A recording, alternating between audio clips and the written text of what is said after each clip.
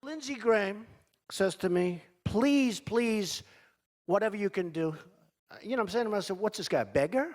He's like begging me to help him with Fox and Friends. So I say, okay, and I'll mention your name. He said, could you mention my name? I said, yes, I'll mention. And he gave me his number, and I found the card. I wrote the number down. I don't know if it's the right number. Let's try it. 202-228-0292. Yeah, Donald Trump says he was just having a little fun when he was in South Carolina, giving out Senator Lindsey Graham's cell phone number yesterday. The two have been locked in a war of words after Graham called Trump a jackass early Tuesday on CBS This Morning. Lindsey Graham tweeted out this video while he was destroying said cell phone.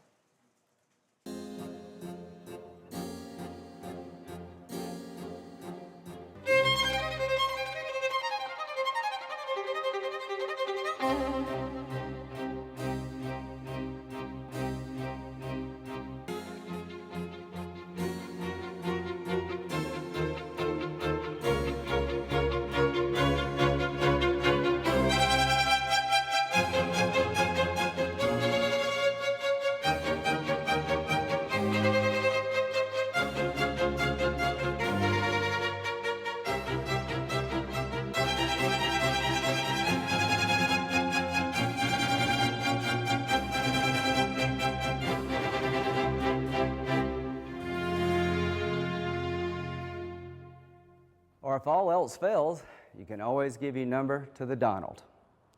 This is for all the veterans. With me now is Senator Lindsey Graham of South Carolina. Senator Graham, great to see you today. Thank you. Let me ask you, when Donald Trump gave out your phone number, did your phone start ringing off the hook?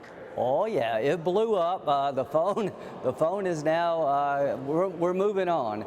One way to make sure that your phone can't be used is for somebody to give your number out on national television.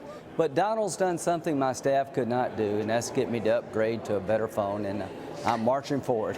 I was going to say, I mean, a flip phone these days looks like you're really holding on to the tail end of a trend there. Absolutely. I was trying, because it's coming back one day, It will be the new thing one day. But listen to that prediction.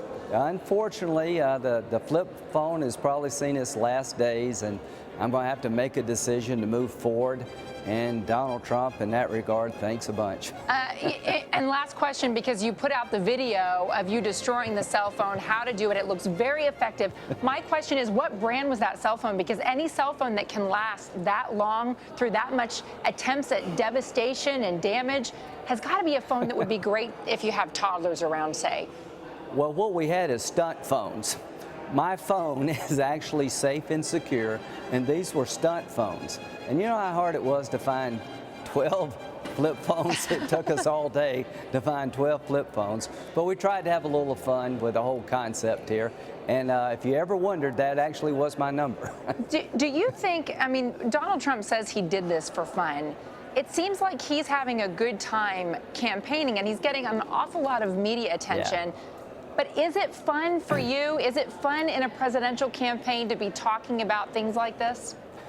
I'm having fun when I go to Iowa, New Hampshire, and talk about what I would do as president of the United States and why I want to be president. This hasn't been a whole lot of fun when you have to respond to someone who says that most illegal immigrants are rapists and drug dealers, when I know that not to be true. Most are good, hard-working people who are fleeing oppressive conditions, and we deserve to create order out of chaos. And what got me going with Mr. Trump is when he put in question John McCain and every other POW's status as a war hero, saying they're some kind of loser because they got captured. If you want to be commander-in-chief, don't go down that road. So it's not really fun slandering groups of people. What's fun is to tell the country what you would do as president. What's fun is try to rebuild a Republican Party who can win in 2016. And what Mr. Trump is offering is demagoguery. It's not the best of who we are. In that regard, it's not a whole lot of fun. But the phone thing was fun. So when you're talking about the nuclear deal that is intended to keep Iran from pursuing a nuclear weapon, the president says we really only have two choices. We can sit down at the negotiating table and use diplomacy to work this out, or we can fight about it. Are you suggesting that America fights? I'm suggesting the president says that because he's weak. It's never been a choice between accept a horrible deal, giving Iran more money and more weapons and a pathway to a nuclear bomb or a war. The So choice if you should be, if you were president then, how would What you would I- handle this situation? I would tell the Ayatollah, if you want a small nuclear program for peaceful power purposes, you can have it. If you want an industrial size enrichment program with no limitations after 15 years, you're not going to get it. You're not going to get a dime of money or another bullet until you stop destabilizing the Mideast. And as long as you chant death to America and death to Israel, you're going to be isolated and marginalized because you're a destructive force, and I will not empower you until you change. And that's not too much to ask. Would you characterize the sanctions so far, the isolation that Iran has had, the economic impact on the people of Iran as being successful?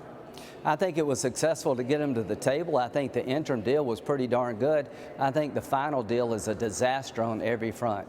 After 15 years, they can have as big a program as they would like. They're going to get $100 billion of new money without having to change their behavior. And we threw in lifting the conventional weapons ban in the process. Anytime, anywhere inspections is now 24 days. If you don't mind, give me 3 weeks and I'll see if I'll let you come by. This is a disaster. All of our hopes and dreams of dismantling their program have vanquished. The idea of anytime, anywhere inspections is a joke, and we're empowering a regime that's very destructive. And when they say death to America, I think they actually mean it.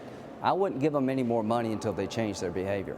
Let me ask you about the Attorney General today just came out and announced some charges, some hate crime charges against Dylan Roof in your home state of South Carolina, where he went into that Charleston church and killed 9 church members. Do you think that there should have been terrorism charges as well? You know, I'm not so worried about that. I don't mind charging him in federal court, but please don't suggest for one moment that the legal system in South Carolina will not deal with this. We will. He will be charged with 9 counts of premeditated murder. He will be facing the death penalty in South Carolina. And to the people in Charleston, to the families of the victims, you did a better job of representing my state than I could ever hope to do.